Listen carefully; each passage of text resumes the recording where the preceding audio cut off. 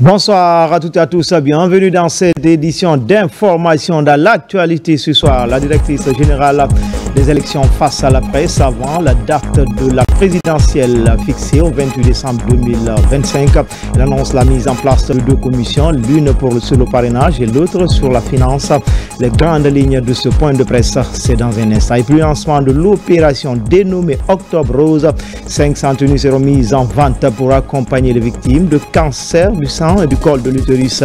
L'idée d'inciter les femmes à aller se faire dépister pour des mesures préventives.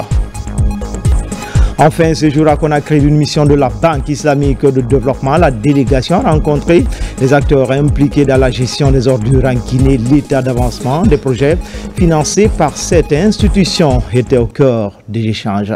Voilà pour le sommaire. Encore une fois, bonsoir à tous. Tout d'abord, en tournée de remerciements dans la région forestière, le Premier ministre, chef du gouvernement Amadou Ouriba, poursuit son périple dans la région à la maison des jeunes de la cité de Zali. Il a échangé avec les populations venues massivement accueillir la délégation gouvernementale. Ousmane Bangoura du bureau de presse de la primature. À la maison des jeunes de la cité de Zali, l'accueil est à la hauteur de l'événement. Population, autorités locales, sages, femmes et jeunes, tous réunis pour réserver un accueil chaleureux au Premier ministre, coordinateur national de la campagne référendaire, porteur du message de remerciement du général Mamadi Doumbouya. C'était aussi l'occasion pour les autorités de remercier le gouvernement pour les nombreuses actions de développement réalisées au profit de la région forestière. La région de Zérekouré demeure profondément attachée à la vision de son Excellence, le président de la République, le général d'armée Mamadi Doumbouya. Nous restons disponibles, mobilisés et engagés pour accompagner toutes les réformes et actions visant à prospérer la paix et l'unité nationale. À son tour, le Premier ministre Amadou Ouriba a appelé les citoyens à préserver la cohésion sociale, surtout dans cette région forestière avec plusieurs pays voisins. Le fait que le taux de participation aux alentours de 90, 91, 94% selon les contrées est un signe d'espoir que la population guinéenne croit en ce qui est en train d'être fait. Et pour ça aussi, recevez les remerciements du gouvernement et les remerciements du président de la République, du général Mamadi Doumbouya. Vous avez voté pour la Constitution à une très large majorité. Et vous avez raison de voter à une très large majorité cette Constitution. Parce que c'est une Constitution qui change la vie, qui changera notre destin en tant que société unie, solidaire et qui entend aller vers la prospérité. C'est très important, la Constitution de la République de Guinée. Et aussi, vous avez donné à travers ce vote massif du oui, vous avez dit, nous voulons ceci. Nous avons voté majoritairement pour cette Constitution. Aux gouvernants d'aujourd'hui, aux gouvernants de demain et d'après-demain, c'est un mandat qui vous est donné de gérer le pays en conformité avec la Constitution de la République de Guinée. C'est un engagement extrêmement fort et c'est un engagement qui, un peu partout dans les pays d'alentour et d'ailleurs, sont en train de disserter pour dire la Constitution de la République de Guinée, telle qu'elle a été votée, est une chance pour le reste de l'Afrique parce que donne la voie pour résoudre les problèmes que les pays connaissent. L'unité, la cohésion, le rassemblement, l'intérêt vers les populations. Que ce ne soit pas simplement un texte qui exprime, disons, des principes généraux, mais un texte qui fixe la règle aujourd'hui, demain, après-demain, pour la gouvernance de la Guinée. Merci pour tous. Merci pour ce que vous avez fait. À Zérekouré, cette nouvelle étape de la tournée du Premier ministre traduit une fois encore la volonté du gouvernement de rester à l'écoute des citoyens.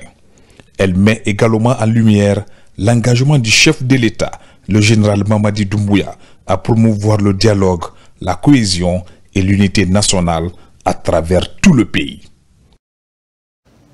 Comme annoncé dans les titres, la directrice générale des élections face à la presse avant la date de la présidentielle fixée au 28 décembre prochain. Elle annonce la mise en place de 2 commissions, l'une sur le parrainage et l'autre sur la finance, le rôle, le mandat de ces commissions, tout comme les modalités de candidature, le plafonnement des dépenses de campagne et le remboursement des cautions pour les candidats qui auraient 5% des suffrages exprimés.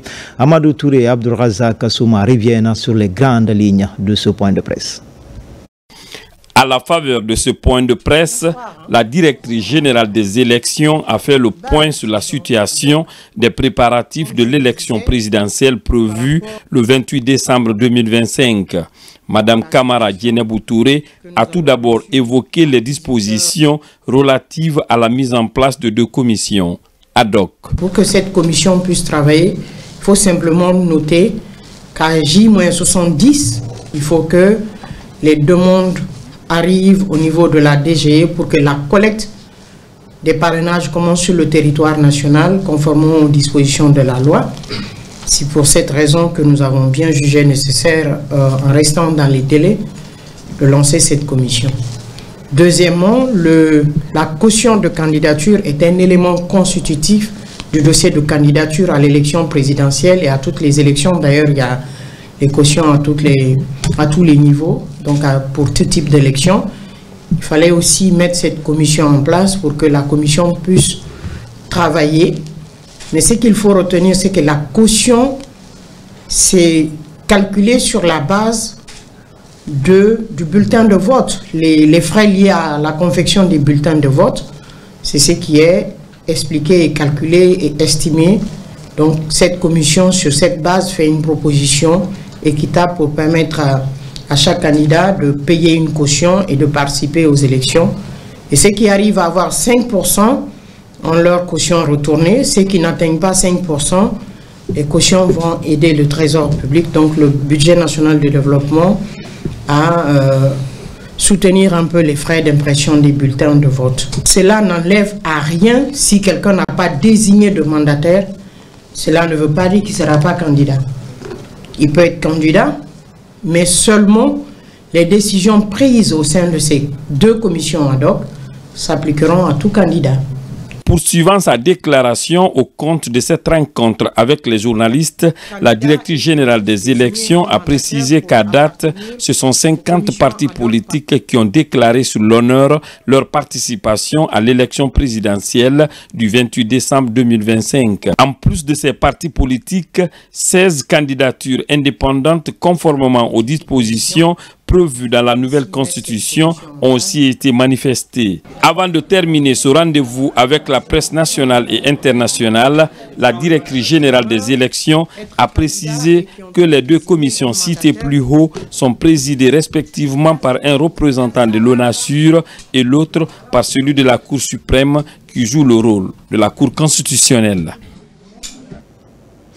Vous suivrez le grand format de ce reportage juste après ce journal. Pendant ce temps, les cadres du poste de commandement opérationnel et de sécurité intérieure en conclave à Conakry, à ligne de mire, faire et retour d'expérience sur les mesures sécuritaires mises en place à travers le territoire national pour la sécurisation du scrutin référendaire. D'autres stratégies seront annoncées pour les prochaines échéances électorales. Caporal Mabinti Keita est la correspondante de la presse militaire.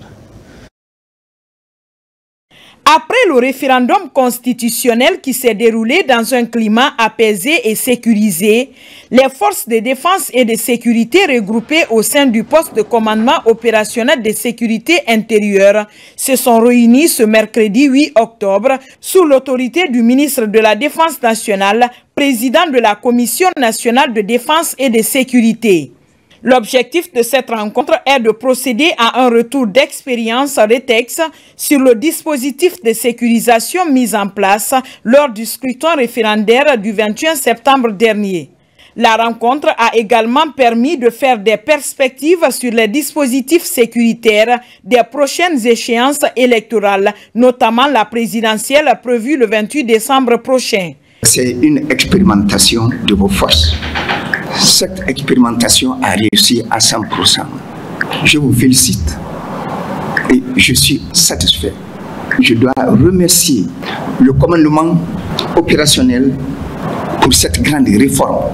Vous félicitez tous et féliciter le haut commandant de la gendarmerie et le directeur général de la police nationale, tout en saluant l'engagement en amont pour qu'on arrive à ce résultat. Ce poste de commandement joue un rôle capital dans la supervision des élections, la protection des personnes et de leurs biens, ainsi que la gestion de crise sur l'ensemble du territoire national.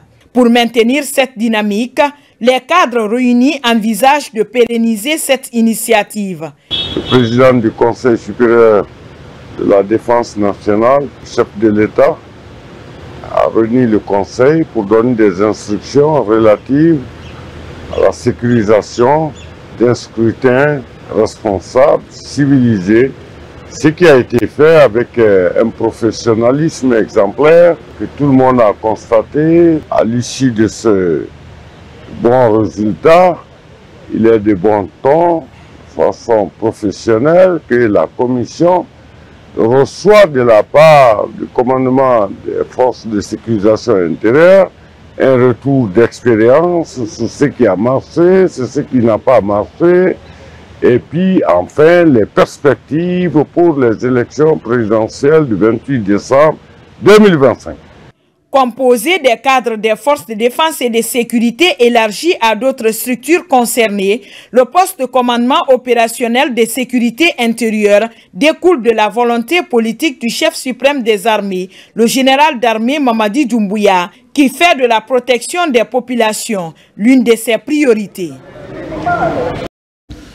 Le ministre des Transports dans les locaux de l'aéroport international Ahmed Sékou Touré de Conakry, Ousmane Gawal Diallo, veut s'assurer du bon déroulement des travaux de modernisation de cette infrastructure lancée depuis bientôt 2 ans. Toujours dans son agenda, le porte-parole du gouvernement a reçu son homologue du Nigeria pour une coopération renforcée entre Conakry et Abuja. Abraham Christophe Conté.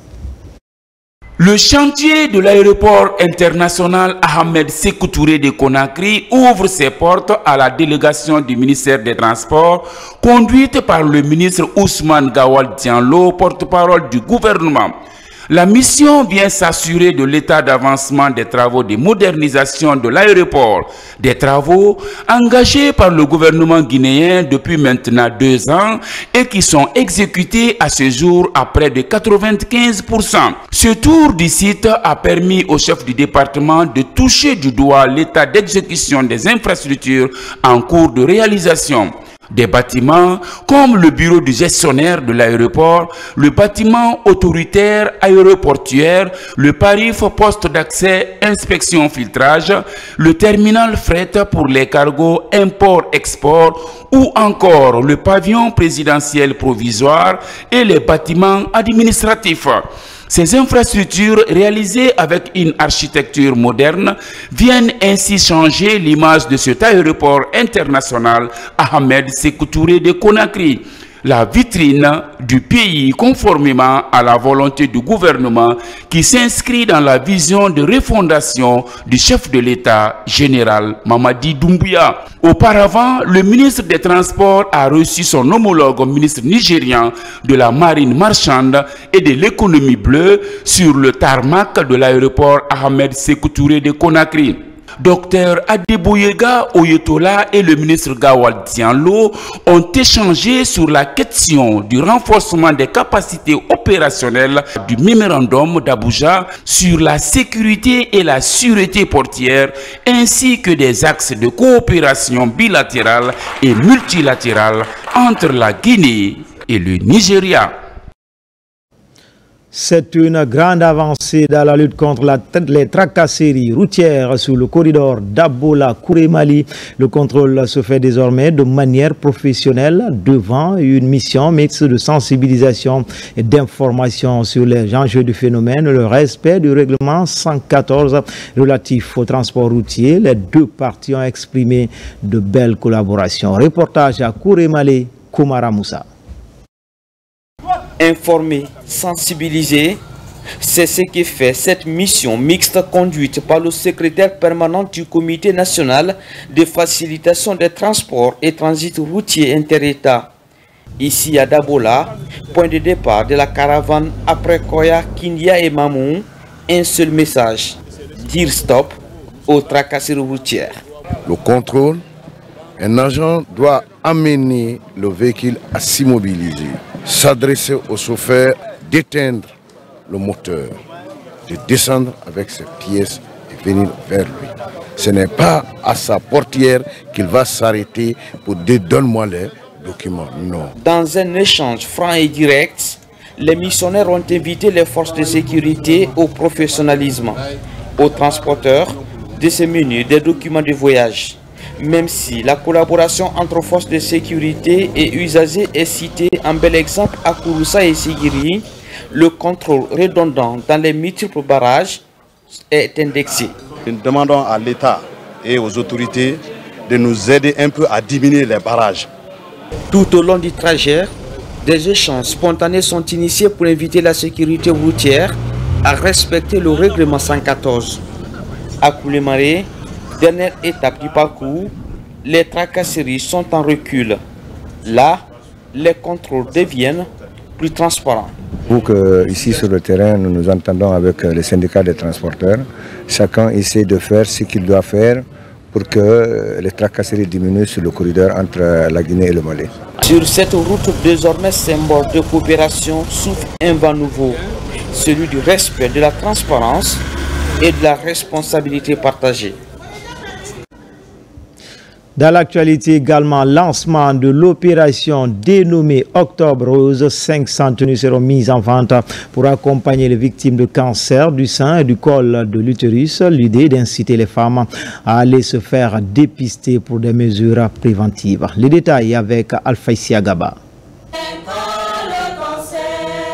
L'opération Octobre Rose solidaire est lancée.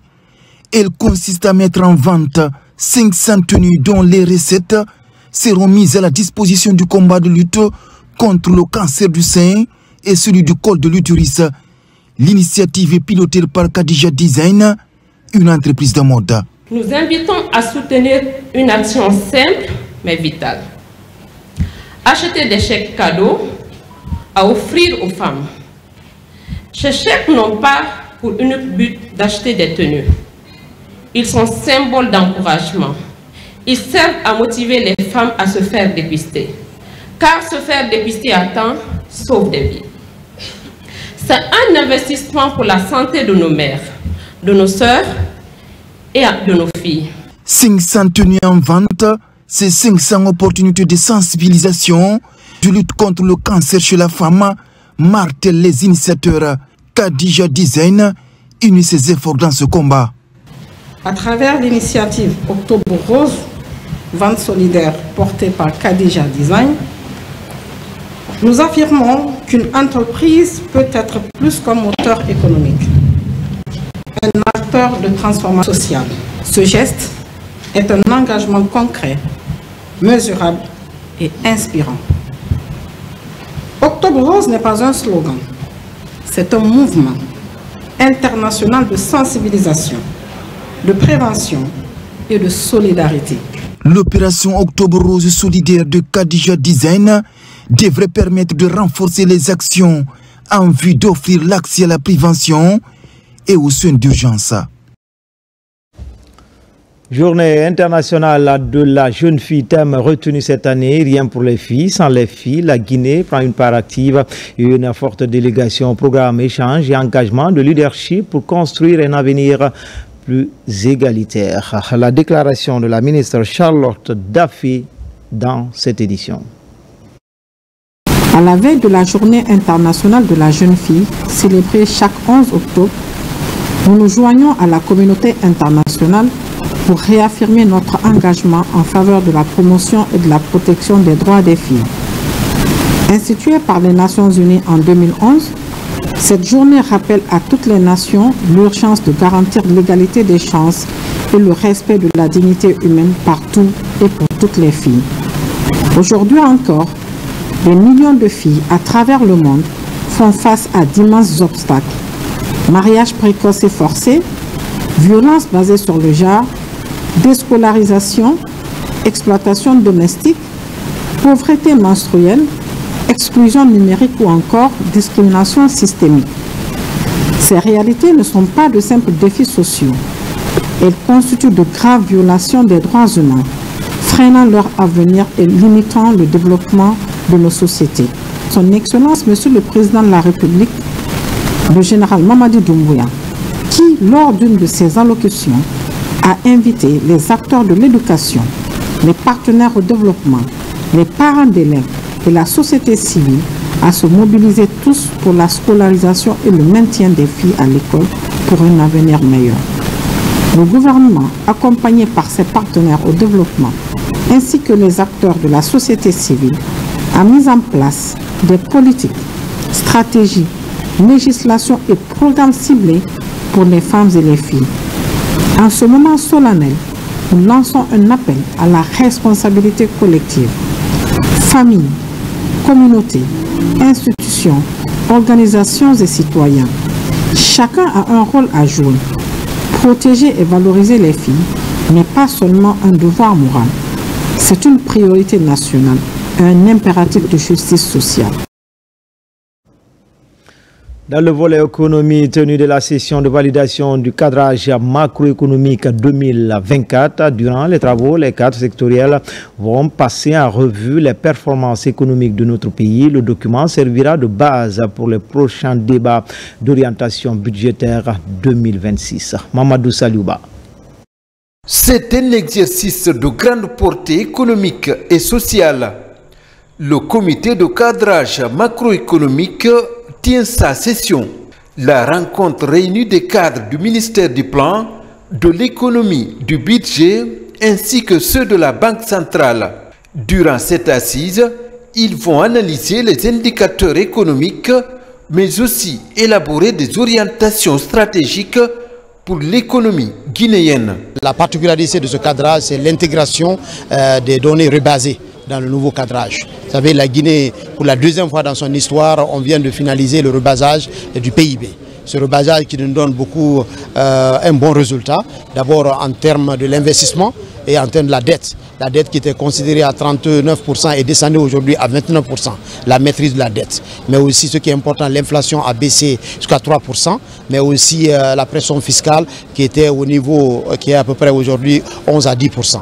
Dans un contexte de performance économique saluée à l'international, la session de validation du comité de cadrage macroéconomique est une étape cruciale pour l'économie nationale. Le document issu des travaux servira de fondement au débat d'orientation budgétaire pour l'année 2026.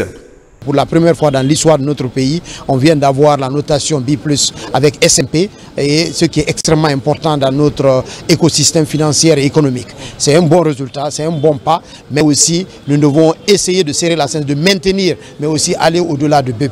Malgré le contexte mondial instable, les indicateurs économiques de la Guinée sont au vert, selon les spécialistes. Avec les grandes ambitions de transformation économique, les réformes se poursuivent pour renforcer durablement la souveraineté économique de la Guinée.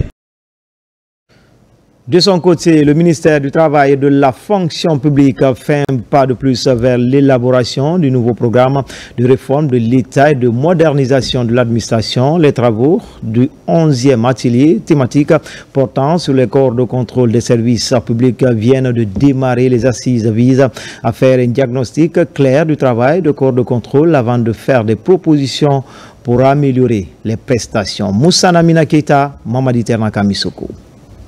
C'est le 11e atelier thématique lancé à Conakry dans le cadre de l'élaboration du nouveau programme de réforme de l'État et de modernisation de l'administration publique PREMAP. Cette rencontre réunit les différents corps de contrôle des services publics, acteurs clés dans la promotion de la bonne gouvernance, de la transparence et de la redevabilité dans la gestion des affaires publiques.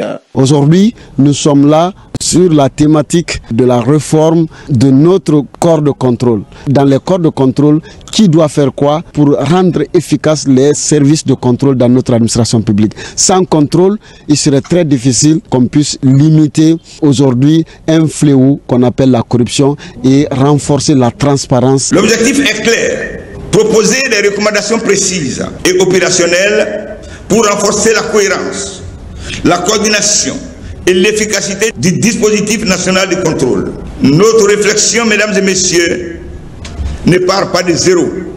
La Guinée dispose déjà d'un socle juridique et institutionnel solide, fruit des réformes engagées depuis plusieurs années. Ces ateliers organisés par la Direction nationale de la réforme administrative font suite à des enquêtes menées par un comité d'experts. Ce cadre d'échange vise ainsi à clarifier les responsabilités et à renforcer l'efficacité de l'action publique. Nous avons fait l'état des lieux du fonctionnement. Nous savons tous qu'il y a des problèmes de chevauchement institutionnel, des questions de chevauchement d'attribution, des questions de moyens de travail, des questions d'adéquation entre les compétences des acteurs qui interviennent dans cette chaîne de travail, mais également des profils aussi disponibles dans ces différents corps. Dans la dynamique de la vision Simandou 2040, la Guinée entend se doter d'un programme cohérent capable de dynamiser les réformes de l'État et de garantir que chaque citoyen bénéficie des retombées du changement en cours. Le ministère de la Pêche et de l'économie maritime poursuit ses efforts de modernisation des structures sous sa tutelle. Ce vendredi, le ministre Fassou Théa a présidé la remise officielle des kits d'inspection à l'ONSPA. Le programme bénéficie du soutien de la Banque mondiale. N'est-ce pas, Algassimouba? Dans l'enceinte de l'Office national de contrôle sanitaire des produits de la pêche et de l'aquaculture, le ministère de la Pêche équipe ses services techniques de nouveaux matériels de travail. Les bénéficiaires de ce jour, les inspecteurs et techniciens de l'Office. Ils reçoivent des balances portables électroniques, des thermomètres à sonde et infrarouge, des hygromètres et équipements de contrôle. Ces équipements modernes permettront de renforcer la surveillance sanitaire tout au long de la chaîne de valeur halieutique, du débarquement à la transformation en passant par le stockage et la distribution afin de garantir aux consommateurs guinéens et au marché d'exportation des produits sûrs, sains, conformes aux normes. Cette dotation vient renforcer le dispositif national d'inspection et de certification sanitaire indispensable pour la conformité des produits halieutiques aux normes internationales. Pour essentiellement renforcer le système de contrôle sanitaire des produits halieutiques au niveau aussi bien central qu'au niveau des concentrés, que le programme de sécurité sanitaire du ministère de la Santé a inscrit dans son plan d'action 2024-2025 un ensemble d'activités pour renforcer les capacités de l'ONSPA. Nous sommes, disons, des acteurs de la santé publique.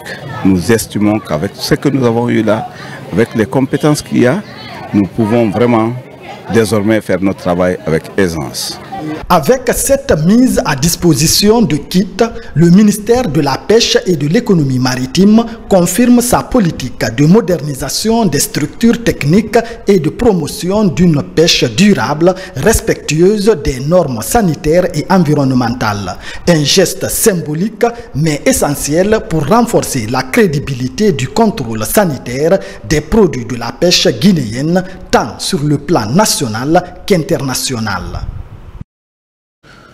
Autre titre de l'actualité, séjour à Conakry d'une mission de la Banque islamique de développement. La délégation a rencontré les acteurs impliqués dans la gestion des ordures en Guinée. L'état d'avancement des projets financés par cette institution était au cœur des échanges. La mission a visité également le chantier prévu comme futur garage des camions d'assainissement. Mohamed Lamine Kamara. Les chantiers des travaux de drainage et des stations de bout de vidange sont conjointement financés par le gouvernement et la Banque islamique de développement. Dans le registre du suivi du portefeuille de la BID en Guinée, une mission de cette institution séjourne actuellement à Conakry. Cette séance de travail regroupe la délégation de la BID, les cadres de l'ANASP, de l'unité de gestion du projet d'assainissement de Conakry et de la mission du contrôle des travaux. L'état d'avancement du projet en cours d'exécution et celui en préparation qui porte sur la gestion intégrée des déchets dans 8 villes de l'intérieur du pays sont au centre des échanges. Nous avons reçu l'équipe de la BID, nous avons partagé avec l'équipe les perspectives, c'est-à-dire les projets que nous avons, les projets des 8 villes dont la direction accorde une grande importance. Au cours de ces entretiens, de fortes recommandations sont faites par la mission pour l'augmentation du rythme de travail des entreprises en charge des travaux de drainage et des stations de bout de vidange. L'accroissement du rythme de travail devrait permettre à booster le taux de décaissement qui est un indicateur important pour la BID. Dans le cadre de ce projet, la BID a eu à mettre à la disposition de la République de Guinée un lot important de matériaux lourds, notamment 64 camions pour le ramassage des déchets solides dans la ville de Conakry. Donc ce hangar-là, ce garage-là est en train d'être construit, d'être finalisé. D'une manière générale, pour ce qui concerne le projet, donc il y a un avancement. Pour le nouveau projet portant sur les 8 villes de l'intérieur du pays, la Banque islamique de développement a marqué son intérêt pour le financement du projet à condition d'avoir des études pertinentes, au moins du niveau d'avant-projet. Cette mission de la BID mettra ce séjour à profit pour rencontrer le ministre de l'Hydraulique et des Hydrocarbures. La distribution de l'eau potable est perturbée dans la zone de Bessia, Cité de l'Air, une situation désagréable provoquée par les travaux de bitumage des ruelles en cours dans ce quartier de Conakry. Explication, Nabi Kamara. Les travaux de reprofilage et de bitumage des bretelles de Bessia, Cité de l'Air se poursuivent sur le terrain. Ils sont exécutés par l'entreprise EDC qui malheureusement cause beaucoup de dommages sur les conduites et branchements de la SEID. Du coup, plus de 3000 ménages sont impactés par le manque d'eau potable depuis quelques semaines. La plupart de nos clients qui se trouvent à la Cité de l'Air, Bessia Marché, beaucoup sont impartis, ils n'ont pas d'eau pour le moment. Tous ces bretelles, ils sont travaillés sans même nous consulter.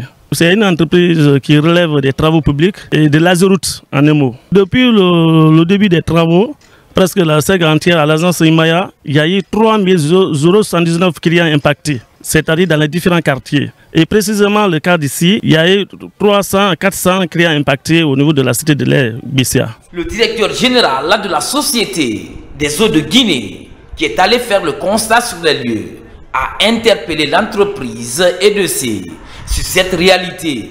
Kermo Mamadou Nassirou Diallo a mobilisé en même temps ses techniciens à rétablir ces impactés dans leurs droits le plus rapidement possible. Également, le manque d'eau potable dans certains quartiers de la route banlieue du Grand Conakry préoccupe également la diaspora guinéenne. La Fédération des associations guinéennes en Haute-France, en partenariat avec Life ONG, vient de réaliser des forages à Koloma, Simbayagar, Simambossia, tout comme Madoubreka et Koya. Maïmouna Bella Diallo. C'est pour alléger la souffrance des populations dans les quartiers que la Fédération des associations guinéennes en Hauts-de-France a lancé des projets de construction de forages pour soulager les populations guinéennes. Ces projets ont été financés par Life ONG. Nous avons pu construire 5 forages à travers l'aide de notre partenaire Life ONG qui ont été inaugurés depuis avant-hier. Nous avons le forage de Koloma, nous avons le forage de Simbayagar, le forage de Simambossia, secteur La Forêt. Nous avons le forage aussi de Dubreka Kolaya à 20 km de la ville de Dubreka. Nous sommes présentement maintenant à Kakulimaya pour l'inauguration de ce forage. Nous construisons des forages, nous les mettons en place, mais l'entretien revient maintenant à la population. Dans certaines localités, les femmes, pour se procurer de l'eau potable, étaient obligées de se réveiller très tôt le matin pour faire la queue et d'autres parcouraient des kilomètres à pied. Avant l'arrivée du forage, on était obligé de se déplacer, d'aller très loin pour piger de l'eau. ou d'aller au puits et faire la queue. Nous en sommes très heureux. Très touchés par ce geste humanitaire, la FAG HDF, Life ONG et les élus locaux ont promis d'entretenir ces bijoux pour le bien-être des communautés. De là au centre-ville, auprès de la mosquée, ça fait au moins un minimum de 3 km. Nous avons mis un système en place afin de pouvoir entretenir ce forage. Pour nous, c'est un élan de solidarité à l'endroit de toutes ces initiatives. Pour ceux qui ont des forages notamment, c'est faciliter l'accès à cette denrée qui est essentielle pour la vie humaine. Partout, les donateurs ont mis en place le CGE, Comité de gestion de l'eau, pour l'entretien et la gestion durable de ces infrastructures pour le bien-être des communautés. Sécurité routière, la direction générale des garages du gouvernement et la RTG unissent leurs efforts. Un groupe de chauffeurs bénéficie d'une formation en conduite préventive sur renforcement de capacité, s'inscrit dans un vaste projet visant à professionnaliser les conducteurs des engins de l'État. Mamadi Terna Kamisoko, Foudé Alpha Kamara. Au-delà de sa mission principale de gestion et de maintenance du parc automobile de l'État, la Direction générale des garages du gouvernement s'investit également dans la promotion de la sécurité routière. C'est dans ce cadre qu'elle a initié une formation en conduite préventive au profit d'un groupe de chauffeurs de la radio-télévision guinéenne RTG. Merci pour tout ce que vous avez fait, pour avoir inculqué à nos chauffeurs de nouvelles compétences qui leur permettront désormais de s'améliorer dans leur métier. Conduire aujourd'hui, ce n'est pas que de tenir le volant. Conduire, c'est de savoir qu'est-ce qui réglemente, n'est-ce pas, la circulation. Cette initiative qui vise à renforcer vos compétences et à actualiser vos connaissances techniques s'inscrit pleinement dans la dynamique de modernisation et de professionnalisation que nous avons engagée à la radio-télévision guinéenne. Et celui qui nous donne cette audace est le général Mamadi Doumbouya, qui souhaite que tous les travailleurs de la Guinée, quel que soit leur lieu de travail, où qu'ils se trouvent, ou le poste qu'ils occupent, se professionnalise. Cette formation s'inscrit dans un vaste programme de professionnalisation des conducteurs des véhicules de l'État. Elle illustre la volonté des garages du gouvernement de moderniser les pratiques, de renforcer les compétences. La formation en conduite préventive que vous avez suivie n'est pas une simple formalité.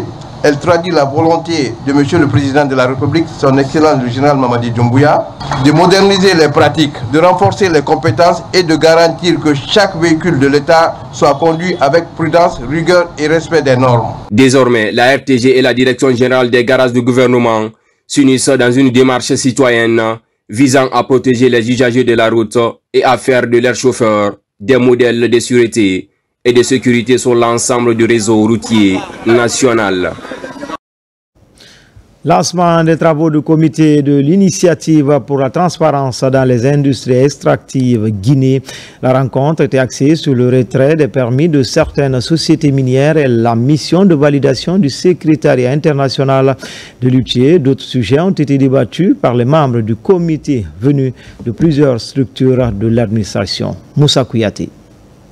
Cette réunion du comité de pilotage de l'initiative pour la transparence dans les industries extractives se tient en prélude d'une mission en Guinée, le secrétariat international de l'UTIE. Les membres du comité ont échangé autour de l'approbation du plan de travail triennal et budget 2025-2027 et l'approbation du procès verbal des rencontres précédentes. On a travaillé sur les documents, notamment les formulaires qui doivent faire objet d'évaluation de la Guinée. Donc il y a une auto-évaluation que les différentes parties prenantes au comité de pilotage font. Donc c'était la validation de ce document avant même la validation ou l'évaluation par le secrétariat international de l'ITIE. C'est ce travail-là qui nous a réunis ici aujourd'hui parce que nous allons recevoir à partir du 25 octobre la délégation du secrétariat international de l'ITIE pour la validation de la Guinée. Le retrait récent des permis de certaines sociétés minières a fait l'objet d'échanges entre le comité de pilotage et le ministère des Mines et de la Géologie, représenté par le directeur du Centre de promotion et de développement minier. Le CPDM est l'épine dorsale ou backbone de toute l'activité minière, ou le gestionnaire du cadastre minier.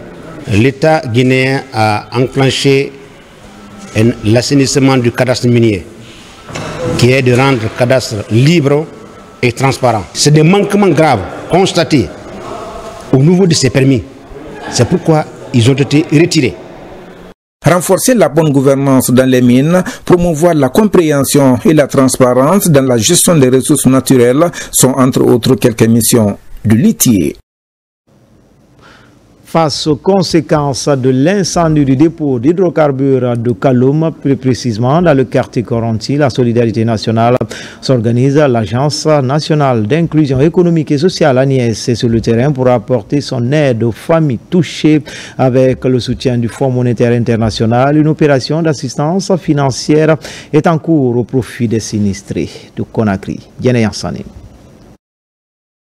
À la suite de l'incendie du dépôt d'hydrocarbures de Kaloum, l'Agence nationale d'inclusion économique et sociale Agnès a lancé depuis 3 jours une opération d'aide financière destinée aux ménages sinistrés. Plus de 3600 familles d'Almamia, de Koulewondi, de Coronti et de Tombo, recensées avec l'appui de l'Anguche et des chefs de quartier, recevront 1 250 000 francs guinéens par mois pendant 1 an, grâce à un financement du FMI pour les aider à se relever et retrouver une stabilité. Dans le cadre de la sécurisation, nous avons pris toutes les dispositions pour que les opérations de paiement et d'enrôlement se fassent dans les très bonnes conditions. Nous avons doublé toutes les équipes pour que, pendant que l'autre est en train d'enregistrer les personnes, l'autre est en train de faire le paiement. Pour cette période exceptionnelle d'entrée des classes, nous avons décidé avec les partenaires, notamment avec la CTSP, qui est un organe du ministère des Finances, qui est chargé de faire le lien entre l'Agnès, structure bénéficiaire, et le FMI, le financeur. Nous avons décidé de doubler la fréquence des transferts ce mois-ci. Donc les bénéficiaires vont bénéficier de 2 500 000. Financé par le Fonds monétaire international FMI, cette initiative permettra à chaque famille de recevoir 1 250 000 francs guinéens par mois pendant 1 an afin de favoriser leur réinsertion socio-économique. Depuis l'incendie du dépôt d'hydrocarbures, on nous aide à tout moment. Avec l'ouverture des classes, ça nous a beaucoup soulagé. À travers ce programme, les autorités entendent renforcer la solidarité nationale et confirmer la vocation sociale de l'Agnès. Pose de la première pierre des travaux de construction d'une nouvelle infrastructure dans la commune de Matam. Elle servira de bureau au cadre de la mairie, 16 au total. La cérémonie a connu une forte mobilisation des autorités administratives et religieuses de cette municipalité. Nabila Moussa Kamara, Alkaliko Belekita. C'est la pose de pierre pour la construction de 16 bureaux administratifs dans la commune de Matam. Fruit d'un partenariat public-privé, ce projet s'inscrit dans le cadre d'une stratégie qui va permettre à l'administration communale de Matam de renforcer ses capacités fonctionnelles afin d'offrir de meilleures conditions de travail à son personnel. Le besoin s'exprimait par le fait d'avoir des services qui n'avaient pas de bureau. Les impôts de Matam sont logés dans un immeuble sur le territoire de Matam qui coûte plus de 100 millions à la mairie de Matam chaque année. En plus des impôts, il y a d'autres services qui ont aussi besoin de bureaux. Voilà pourquoi nous réalisons ces bureaux aujourd'hui, pour que nos travailleurs soient à l'aise, mais aussi que Matam économise de l'argent qui sort pour les locations. Après la rénovation du siège de la commune, la construction de ce bâtiment R+3 est une étape importante dans le processus de modernisation de la commune de Matam. Ça va être un vrai ouf de soulagement en faveur et au profit de la population de Matam, mais également au profit des travailleurs de la commune urbaine de Matam. Je demanderai à l'entreprise de respecter les engagements du contrat. Notre direction va veiller à l'application des règles de construction sur ce chantier, puisque l'habitat d'ailleurs est le maître d'ouvrage délégué de toutes les constructions. Et si nous-mêmes nous initions une construction, nous avons l'œil sur tout ce qui se passe. La commune de Matam, L'une des plus grandes communes de la ville de Conakry bénéficie de cet appui grâce à un opérateur économique. Le délai d'exécution des travaux est de 6 mois. Après des années de délabrement très poussé, l'école primaire de Matam, Lido 2, retrouve enfin son éclat. C'est une action d'un ancien élève de cette concession scolaire. Elle est enfin rénovée, offrant un nouveau cadre d'apprentissage aux enfants de cette contrée. Maïmouna Bella Diallo. Dans une ambiance de reconnaissance et de fierté, les sages, les autorités communales et les habitants de Matam Lido 2 ont accueilli l'honorable Mohamed Victor Bangoura, ancien élève de l'école, venu présenter le fruit de son initiative, la rénovation complète de son ancien établissement. Cette école m'a formé et elle m'a tout donné. J'ai un grand souvenir de cet établissement. C'est pourquoi pendant le Ramadan, j'ai offert de l'eau potable avec un forage à cet établissement. Pendant cette ouverture, j'ai réfléchi, je me suis dit d'apporter aussi un soutien en embellissant l'école avec la couche de peinture et en mettant un identifiant visible avec la plaque identifiant qui est là à la rentrée de l'école, parce que cette école ne doit pas mourir. Le président de l'association des parents d'élèves et amis de l'école a remercié l'initiateur et promis au nom des parents de préserver ce joyau scolaire. Premièrement, il nous a donné de forage. Et deuxièmement, il est venu au secours pour changer le visage de notre école. Ça, c'est un grand pas. Au nom de la communauté de Matam et au nom du bureau de membres du quartier, je remercie M. Victor Bangoura pour ce qu'il nous a fait à Matam Lido. Les 6 salles de classe, la direction, les latrines, la clôture et même le système d'adduction d'eau ont été entièrement réhabilités. L'établissement affiche désormais un nouveau visage parmi les plus beaux de la commune de Matam. En province, à Séguiri, les forces de l'ordre renforcent leur aptitude pour intensifier la lutte contre la traite des enfants et trafic illégal des migrants. De nouvelles astuces sont explorées pour améliorer les performances. L'OPROGEM, l'une des unités de la police nationale, a aussi partagé ses expériences pour atteindre les grands défis de ce combat commun. Tiamokaba, Toumani Sira Diallo. En Guinée, la lutte contre la traite des personnes et le trafic illégal de migrants est en débat à Séguiri. C'est le rendez-vous des forces de l'ordre pour renforcer la coopération en matière de prévention. En classe, de nouvelles orientations sont redéfinies pour approfondir les connaissances. Il y a de cela 2 mois, une fille nigériane a quitté Séguiri dans un site minier. Elle s'est retrouvée à Conakry où elle a été interceptée par le commissariat central de police de Sonfonia.